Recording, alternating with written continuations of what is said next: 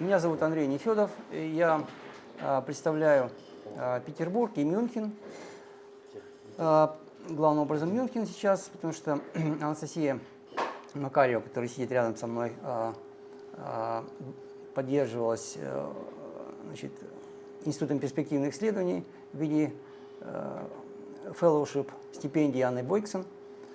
И сегодня, насколько я понимаю, в аудитории очень много людей разных специализаций и довольно много людей, кто занимается законом. Я попытаюсь представить научную мировоззренческую картину на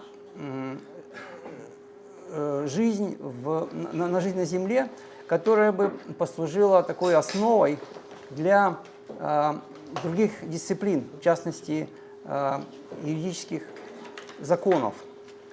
Дело в том, что есть такие понятия, как фундаментальная наука.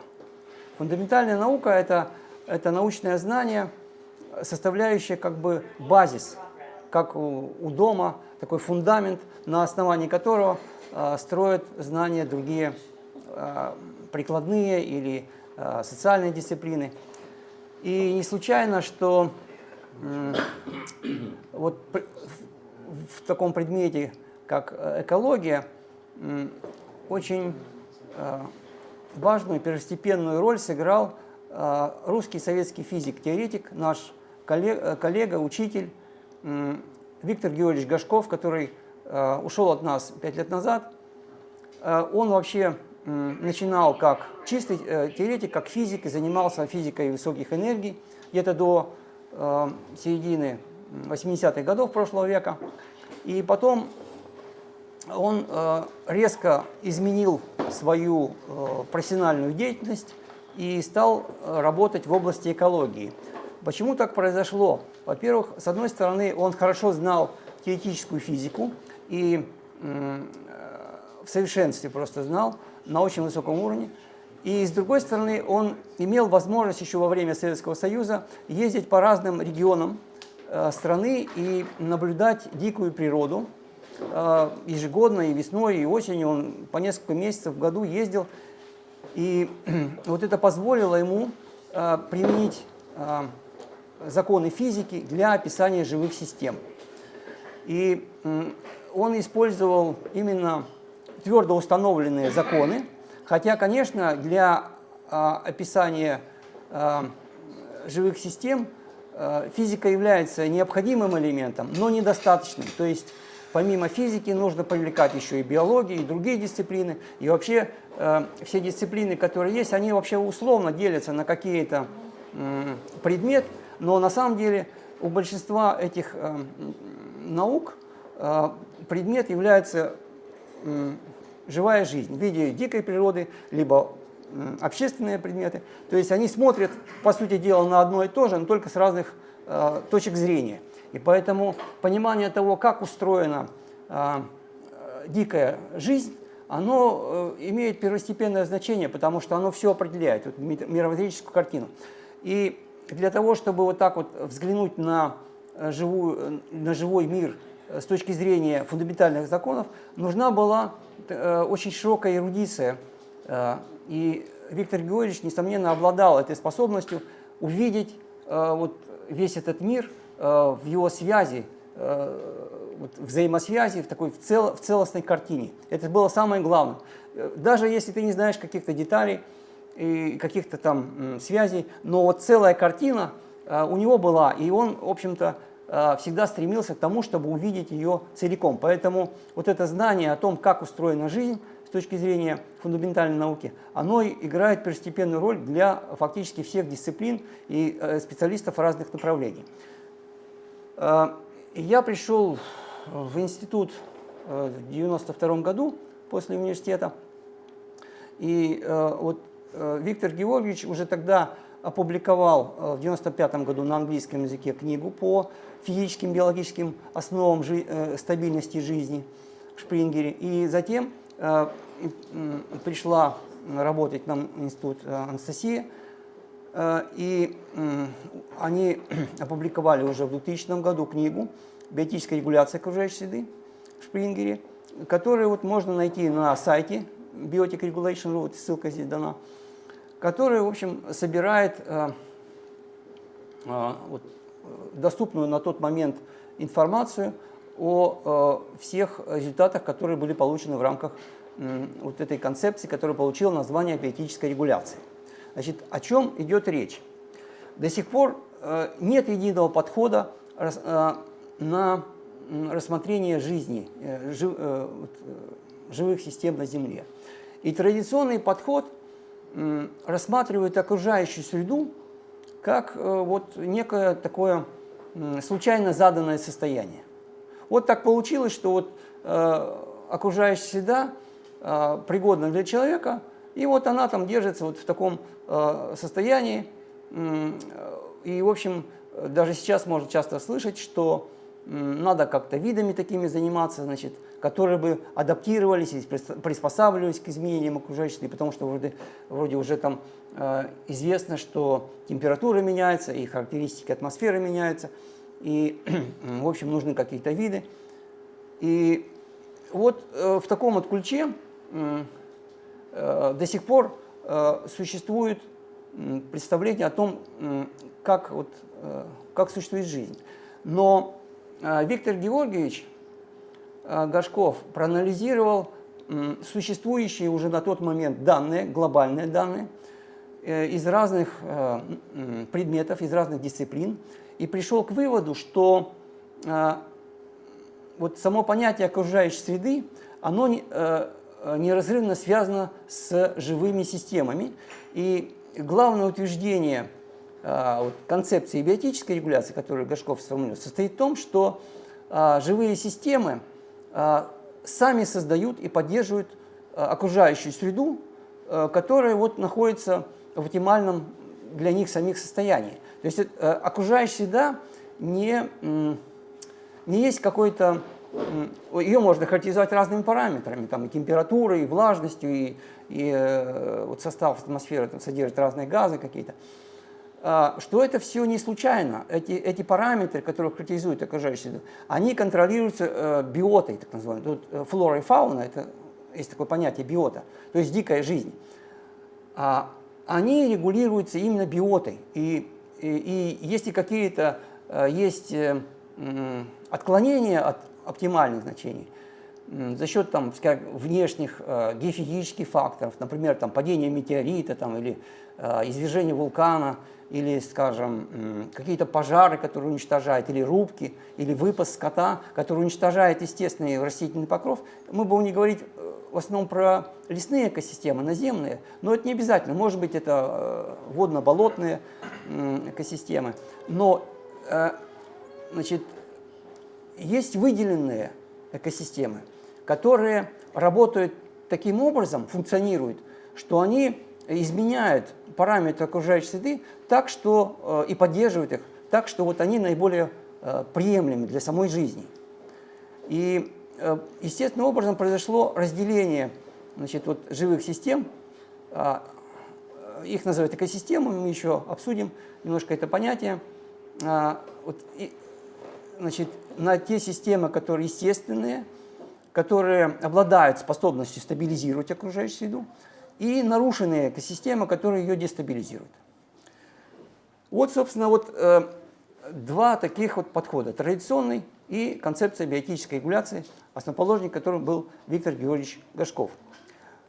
Нужно сказать, что ведь еще и до Горшкова, например, был такой очень известный ученый Вернадский, который понимал, что с развитием общества окружающая среда будет деградировать, изменяться таким образом, что она будет неприемлема для жизни. И он высказал предположение, что в будущем человеческому обществу придется заниматься созданием вот искусственной такой окружающей среды, прикладывать для этого какие-то усилия, чтобы эта среда была приемлема для жизни. Он называл это ноосферой. Вот. Но, как мы увидим в дальнейшем, вот это принципиально, такой взгляд принципиально невозможен. То есть вот только сама жизнь, сама вот дикая природа, она может сделать окружающую среду такой, какая она вот, приемлемой для жизни, в оптимальном состоянии, так называемом. И ключевые элементы живой жизни называют экосистемами. То есть экосистема – это такие популяции, сообщества независимых локальных экологических сообществ, которые включают еще и окружающую среду. Например, можно рассмотреть дерево и окружающие ее организмы в почве и в атмосфере. Туда можно включить и крупных животных, хотя их ареал обычно больше, чем вот размер экосистемы. То есть размер экосистемы для леса примерно имеет характерный размер дерева, то есть десяток метров, скажем. Вот. И здесь нужно различать естественное, их еще называют малонарушенное, и сильно нарушенная экосистема. Вот слева фотография естественной, а справа нарушенная экосистема. В чем разница? Вроде бы здесь и есть деревья, но разница принципиальная. На левом рисунке, фотографии, экосистема самодостаточна. То есть она сама себя обеспечивает водой, как мы увидим. Это отдельное направление по воде, и этому будет полностью посвящен доклад Анастасии. То есть естественные леса обладают способностью притягивать влагу или переносить ее на континенты, на континентальное расстояние, то есть тысячи километров. И это видно по рекам, которые стекают в океан. То есть эти системы, они обладают способностью сами себя обеспечивать влагой, и не только влагой. И еще одна особенность, что они в этом состоянии могут находиться вечно, то есть практически на временах жизни биологических видов и экосистем, которые превышают десятки миллионов лет. Справа деревья. Это уже не лес, это некая плантация, мы видим, одновозрастные деревья, причем, по-видимому, одного вида. И вот такая нарушенная экосистема не может сама себя обеспечить влагой. Ее нужно, как вот цветы дома, поливать, и иначе она просто засохнет и очень оказывается неустойчива к любого рода нарушениям. Будь то пожар, то есть она будет высыхать, и в почве не будет влаги, либо это будет жук-короед, который уничтожит их. То есть это, в общем, очень слабая экосистема, нарушенная, которая не может перейти в такое устойчивое состояние, которое вот характерно для естественных экосистем. И, соответственно, очень важно классифицировать леса по степени их нарушенности. Вот. У меня, к сожалению, нет глобальной картинки здесь, есть только по России. И даже вот многие экологи и биологи, к сожалению, не разделяют на сегодняшний день леса по степени их нарушенности. И, в общем-то, многие даже специалисты, кто занимается проблемой леса, не видят никакой разницы до сих пор между естественными или малонарушенными лесами и вот нарушенными. И, соответственно, вот эти малонарушенные леса, в частности России, здесь показано на рисунке, они очень быстро исчезают, их вырубают, не представляя, какой ценностью они обладают. А главная ценность, как я уже сказал, это их способность к регуляции климата, окружающей среды и климата, то есть на длительный такой период времени.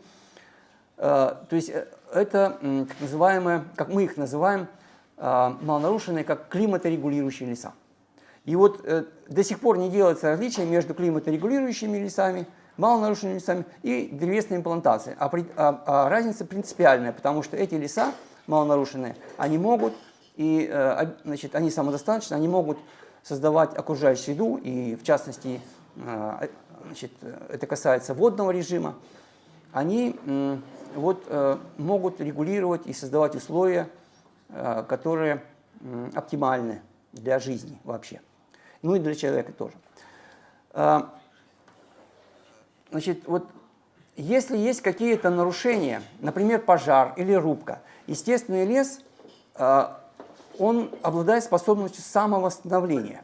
Вот, то есть естественный лес, он обладает уникальной способностью восстанавливать нарушения, например, от пожара, если такое возмущение как говорят, пороговое, не критично.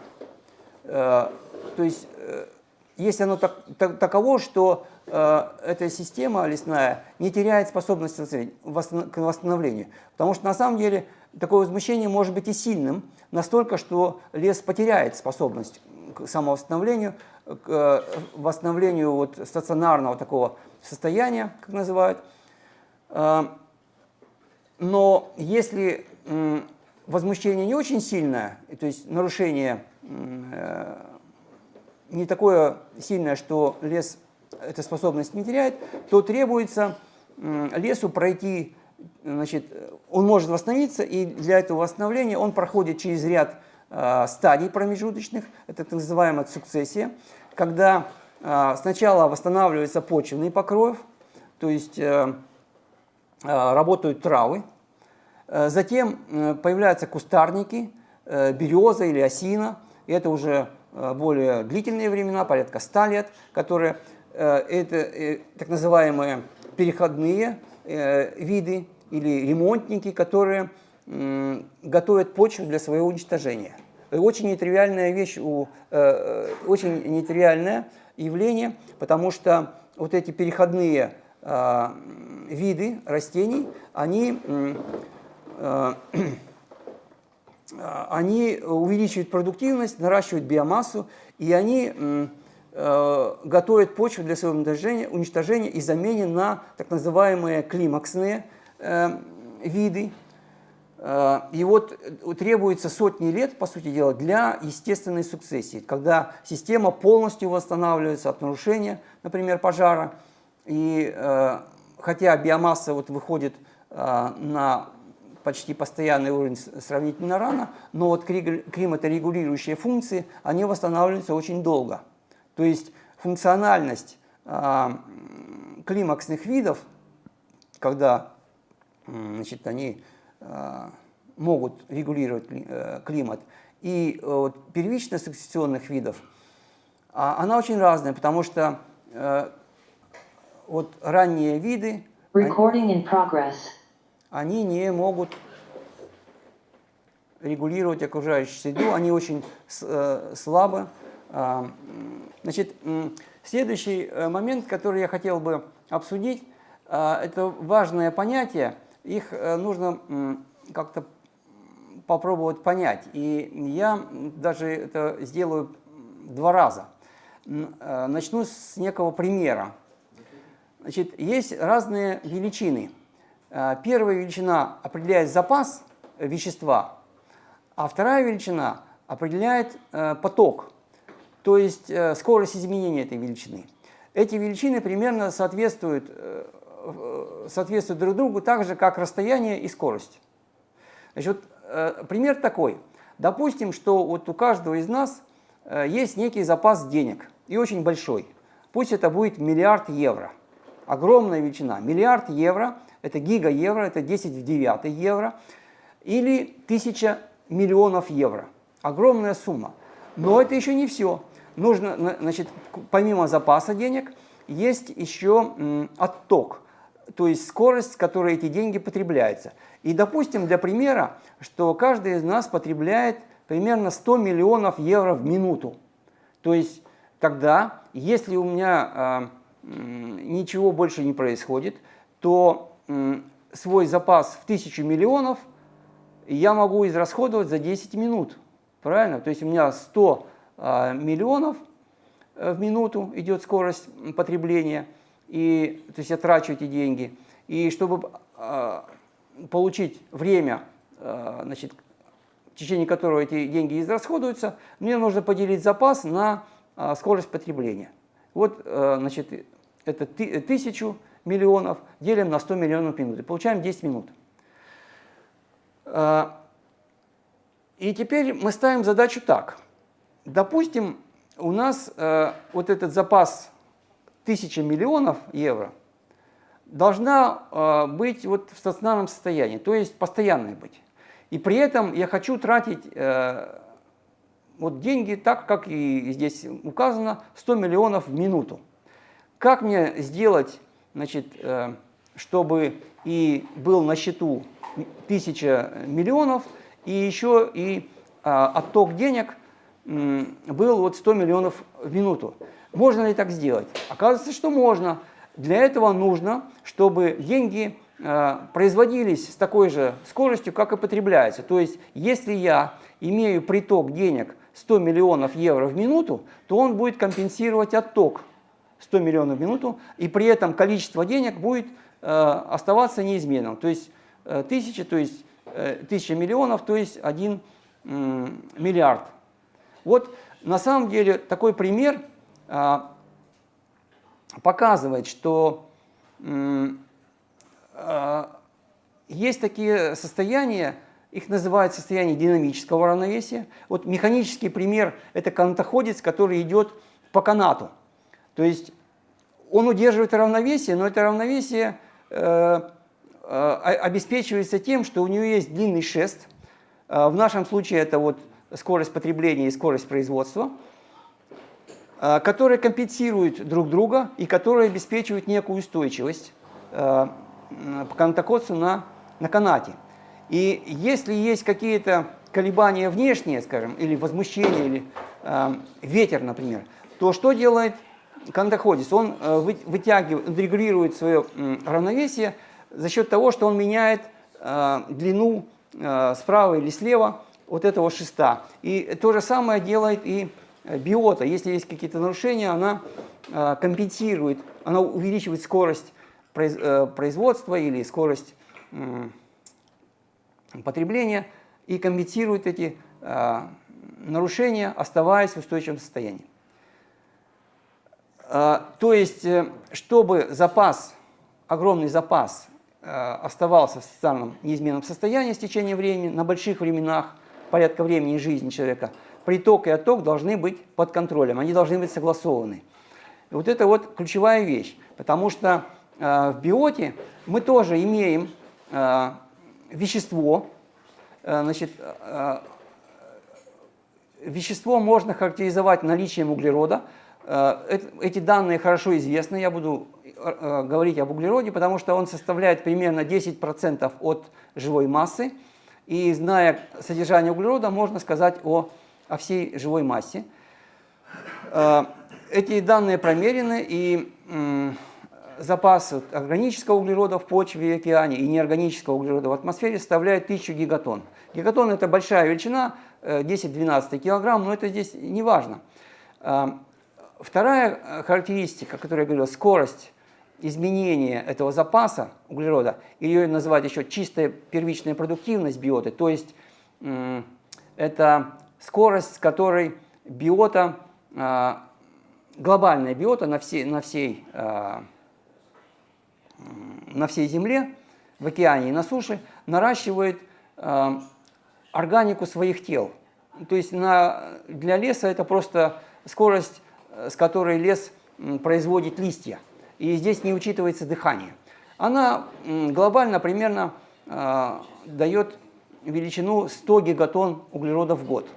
То есть если бы мы рассматривали только вот продуктивность биоты, то она меняет характеристики, то есть вот вообще все содержание массы на Земле за время порядка 10 лет. Это легко найти, потому что у нас запас углерода 1000 гигатонн, а продуктивность, значит, на уровне 100 гигатонн углерода в год. То есть если мы делим одно на другое, мы получаем 10 лет. Но мы знаем при этом, что окружающая среда за 10 лет не меняется. Она находится в стационарном состоянии, она на больших временах, по крайней мере, там, времени существования экосистем, которые мы тоже знаем, и превышает десятки миллионов лет. Как же так получается? А получается именно так потому, такая устойчивость, что синтез органики компенсируется разложением этой органики на неорганические вещества. И эти процессы происходят уже в почве. То есть если деревья синтезируют органику из неорганических, это листья, то обратные процессы, которые идут примерно с такой же мощностью или скоростью, лучше сказать, в почвенном слое. И вот это вот синтез органики из неорганики и разложение его, это как два рычага для баланса. Точно так же, как вот в первом примере мы рассматривали, или как у канатоходца, который идет по канату. И здесь мне хотелось бы еще сказать, несмотря на то, что я говорил про углерод, время стекания пресной воды в океан, поскольку суша всегда выше уровня океана на сотни метров, там, до 800 метров где-то в среднем, то за счет гравитационного притяжения жидкая вода в реке всегда стекает в океан. Но если бы у нас не было притока, если бы влага не поступала на сушу, то все запасы пресной воды на суше стекали бы в океан примерно за 5 лет. Это тоже экспериментальная данная величина, она была известна еще в советское время, был такой советский гидролог Львович, который эту оценку делал. И вот второй доклад будет посвящен как раз водному циклу, и мы покажем, объясним, почему, значит, вот, и как, какие механизмы отвечают за то, чтобы обеспечить приток влаги на материк. Значит, если в реках это жидкая пресная вода стекает в океан, то обратный поток идет в виде газа через атмосферу. Это очень сложные процессы, и эта концепция получила название биотического насоса. То есть это биотическая регуляция применительно к воде. И еще одно замечание, которое я хотел бы сделать, это вы знаете, что очень серьезное обсуждение экологии, которое происходит в настоящий день, оно на самом деле ограничено накоплением избыточного углерода в виде парникового газа СО2, и фактически вся экологическая повестка строится возле этого. Вот это накопление в атмосфере составляет примерно 5 гигатонн углерода в год. Вот сравните это с продуктивностью биоты, то есть 100 гигатонн в год. То есть мы видим, что мощность биоты просто колоссальная, она огромная. Она, конечно, есть выбросы углерода в виде СО2 за счет сжигания ископаемого топлива, но вот накопление в атмосфере происходит именно из-за того, что не нарушенная естественная биота не справляется со своей функцией, она не компенсирует такие нарушения уже. И вот этот углерод, СО2 накапливается, он имеет вид, то есть он представляет собой парниковый газ, так называемый, приводит к повышению температуры. И, к сожалению, до сих пор проблема экологических изменений климата часто так вот сводится упрощенно только к проблеме СО2. А как мы видим, и в дальнейшем это будет неоднократно подчеркнуто, проблема гораздо шире, она касается вот нарушения растительного покрова на суше, то есть эта проблема экологическая касается уничтожения естественных экосистем. Они сводятся только вот к углероду. Еще один важный момент, который я хотел бы подчеркнуть. Значит, мы видели, что мощность процесса, с которой растения и деревья синтезируют органику,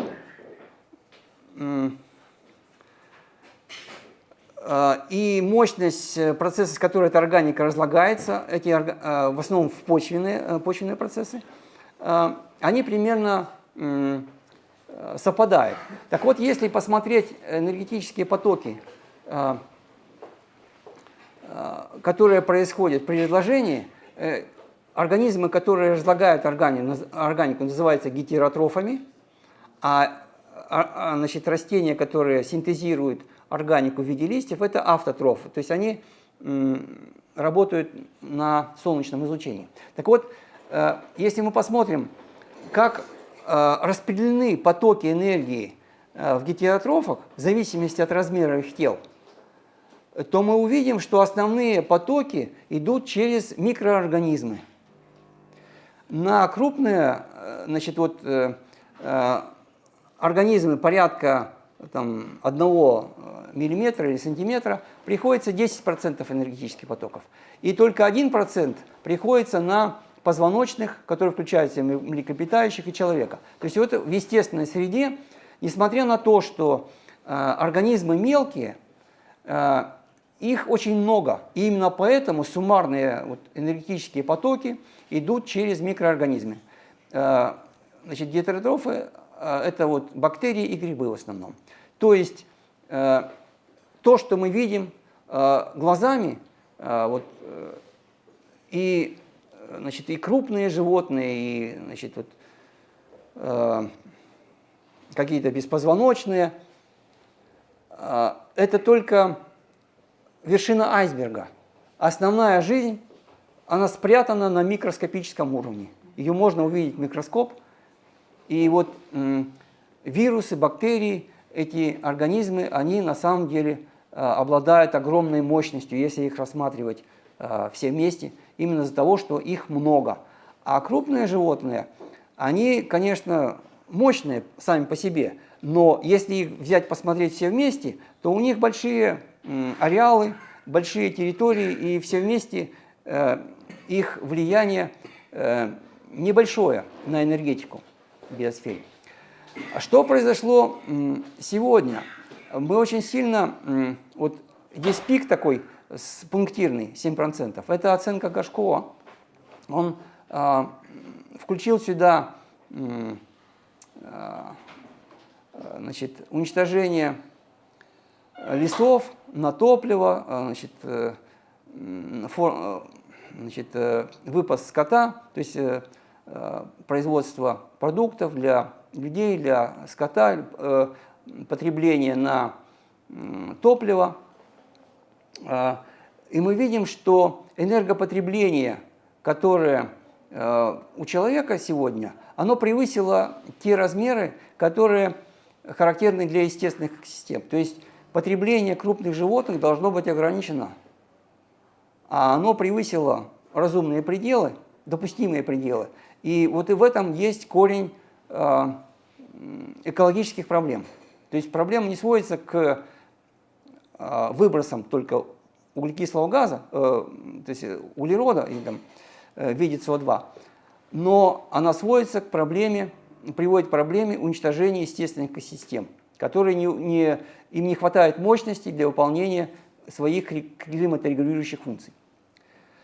То есть причина климатических изменений, которые мы наблюдаем, она антропогенна. Ее причина уничтожения естественных экосистем. Еще один пример, который я хотел привести, это вопрос касается температурной стабильности поверхности Земли. Дело в том, что, как я говорил, физика, она является необходимой дисциплиной для описания жизни, но недостаточной. И если взять среднюю глобальную температуру поверхности Земли, то ее значение не определяется только положением Земли на солнечной орбите. Если бы не было атмосферы и атмосфера не отражала, называемый альбедо, то есть эффект отражения солнечного излучения, то температура на поверхности Земли среднеглобальная, то есть усредненная по всем сезонам и материкам, была бы плюс 5 градусов Цельсия. Но за счет того, что и это физическая температура, та температура, средняя, которую мы наблюдаем, она помимо физической основы имеет также биологические компоненты. И их две. Первое – это эффект альбедо, то есть отражение. За счет того, что есть способность у атмосферы, главным образом через облачность, отражать солнечное излучение обратно в космос, температура падает на 23 градуса. То есть биота способна охладить среднюю температуру физическую на минус 23 градуса, и она также обладает способностью нагреть температуру поверхности на 33 градуса за счет того, что образуется слой парниковых газов, и здесь не только СО2, которого очень мало, но главным образом пары воды, потому что в зависимости от того, какой облачный покров, это два рычага, альбедо и нагрев обусловлен парниковым газом, два рычага, которые позволяют регулировать среднюю глобальную температуру То есть мощность биоты позволяет менять температуру на 20-30 градусов.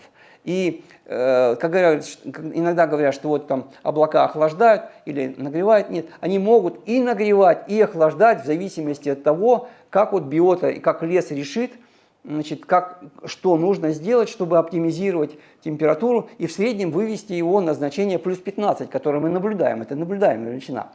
И вот эти два, значит, если первая плюс 5 это физическая температура, она обусловлена именно тем, что вот наша Земля находится на определенной орбите и вращается вот вокруг Солнца, за счет Солнца, физическое, то два значения других, минус 23 и плюс 33, это биологические параметры, которые контролируются биотой. И именно биота регулирует эту температуру на том уровне, который наиболее приемлемо для жизни. Нужно сказать, что анализ исторических данных показывает, что температура вообще-то за последние 600 миллионов лет сильно не менялась. Она менялась в пределах 10-20 градусов и составляла 15 плюс-минус 5 градусов Цельсия. То есть температура оставалась достаточно стабильной. И это не случайно, это результат действия экосистем.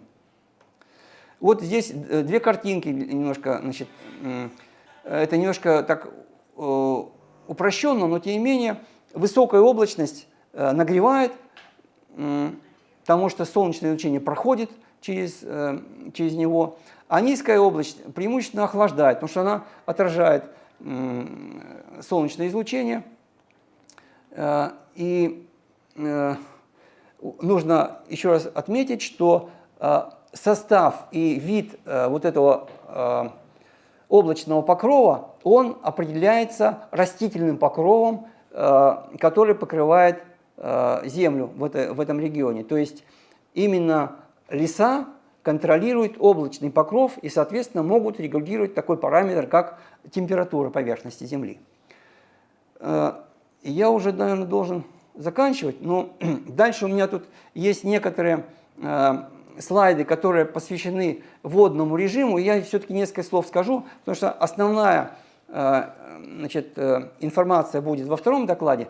Но я хотел бы отметить такую вещь, что касается воды, значит, очень,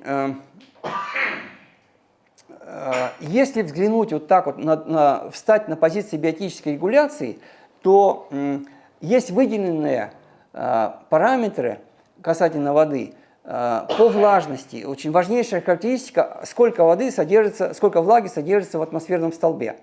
Эта величина характеризуется миллиметрами. То есть, если у меня есть атмосферный столб с основанием площадью в 1 квадратный метр, и я высажу в осадок всю воду, которая в атмосфере есть, то высота вот этой вот воды, это как раз вот и есть вот эти миллиметры, это параметр, который характеризует, сколько воды в атмосфере. То есть это по жидкой воде характеризуется.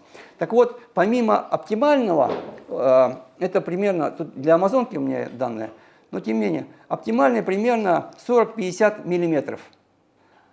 Есть еще критические режимы, когда влаги в атмосферном воздухе мало, либо очень много. И это уже либо засуха, либо наводнение. И вот я хочу отметить, что с этой точки зрения, с точки зрения биотической регуляции, вот эти экстримы, когда воды либо мало, либо много, это нарушение, это отклонение от оптимального уровня, и они имеют одинаковую причину, то есть нарушение растительного покрова. Более того, вот сильно влажный режим, когда очень много воды в атмосферном столбе, этот же режим соответствует ураганам. И мы очень много занимались и занимаемся до сих пор ураганами, которые в этом режиме находятся, потому что когда воды очень много, то осадки можно инициировать очень быстро, они лавинообразно нарастают и выливаются прямо потоки. То есть вот это физические такие системы, которые соответствуют наводнениям. То есть это вот тоже крайность. Дальше, наверное, я пропущу. Вот еще одна вещь интересная. Не все знают. Значит, если у нас есть нарушение водного цикла после рубки, то, как мы уже говорили, естественный лес очень долго восстанавливается. И одна из проблем вот в России в частности и по многим другим странам, если есть рубка, то значит, вероятность возникновения пожара многократно возрастает. И мы говорили вот с МЧС, людьми, кто занимается пожарами, они не относят рубки как главной причиной пожара. А на самом деле так оно и есть. Почему происходит? Вот здесь есть два типа фотографий. Значит, вот слева это одна и та же фотография, внизу в оптическом диапазоне, то, что мы глазами видим, а цветная, такая красно-темная, это в диапазоне, инфракрасном диапазоне, который просто показывает температуру. Так вот, мы видим, что температура показана сверху в правом углу, значит, на вершине замкнутого полога лесного температура 22,9 градуса Цельсия, а внизу у почвы 13 градусов. То есть в лесу, если полог закрыт, температура на поверхности ниже, чем сверху. И это не тень, это результат процессов транспирации, когда лес испаряет влагу и действует как кондиционер. И вот это называется температурная инверсия. То есть почва холоднее, чем крона. И это препятствует потере влаги. Поверхность остается все время влажной. И на процесс транспирации тратится солнечная энергия. А если на втором снимке, если идет вырубка, это очень близкие места в одном и том же месте практически, в разное время в одно и то же время сделано. Здесь вырубка. Мы видим, что здесь полог лесной нарушен, и максимальная температура идет на поверхности. То есть он желтый, да, 50 градусов. То есть вся солнечная энергия идет на нагрев поверхности. И, значит, естественно, что влага уходит, и вероятность возникновения пожара в таком случае сильно возрастает. Сейчас я не соображу, значит, сколько тут? 13, больше 50 градусов, что ли, выходит разница. То есть вырубка увеличивает значительно на десятки градусов Цельсия температуру поверхности. Просто за счет того, что убирается процесс транспирации. Вся солнечная энергия идет на нагрев. Это очень важная вещь. И, значит, если естественный покров нарушен, то есть возникают проблемы с реками, они исчезают, пресной воды не хватает. Вот мы видели пример на Родосе, греческий остров, окруженный со всех сторон морями, но влага на этот остров не поступает из-за того, что пожары уничтожили лес. Тоже это происходит эрозия почвы, и вот в таком режиме восстановиться в системе очень сложно, практически невозможно. То же самое мы видим на Западе, вот, значит, исчезновение рек Колорадо и непонимание вот тех фундаментальных принципов, которые лежат в основе функционирования биоты, приводит к тому, что американцы сами, борясь с огнем, устраивают так называемые контролируемые пожары. То есть они полностью уничтожают всю растительность и усугубляют ситуацию так, что вот они делают пустыню, по сути дела. То есть там уже ничего живого не остается. Почва деградирует, и на этом все. И еще одна вещь, значит, несмотря на то, что, вот очень важная вещь, несмотря на то, что вот график по штатам, да, они пытаются увеличивать посевные площади, производство пшеницы падает, потому что из-за того, что, значит, засуха усиливается, снять урожай больше не получается. Это очень важная вещь, регулировать объемы районов, предназначенных для производства продуктов. И еще последним я хотел бы заметить, значит, в Бишкеке, гуляя, я обнаружил памятник Марксу и Энгельсу, и немецкие экологи совершенно забыли о своем великом предшественнике, который еще в конце позапрошлого века писал следующую вещь. Это работа «Диалектика природы», которая не закончена, но у нее было несколько частей, которые он дописал, роль труда в процессе превращения обезьяны в человека. Вот что он пишет. Людям, которые в Месопотамии, Греции, Малой Азии и других местах выкорчевывали леса, чтобы добить таким путем пахотную землю, и не снилось, что они этим положили начало нынешнему запустению этих стран, лишив их вместе с лесами центров собирания и хранения влаги. Когда альпийские итальянцы вырубали на южном склоне гор хвойные леса, так заботливо охраняемые на северном, они не предвидели, что этим подрезают корни высокогорного скотоводства в своей области. Еще меньше они предвидели, что этим они на большую часть года оставят без воды свои горные источники, с тем, чтобы в период дождей эти источники могли изливать на равнину тем более бешеные потоки.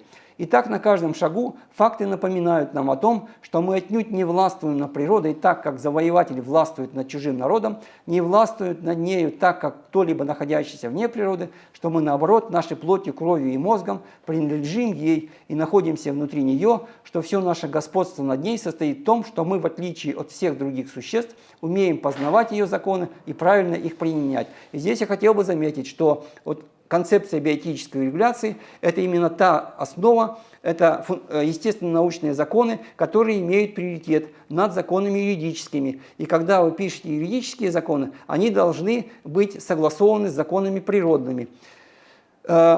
Вот вода – это основа жизни на суше, поэтому, сохраняя естественный лес, мы сохраняем эту основу. У меня все, я передаю слово Анастасии. Спасибо.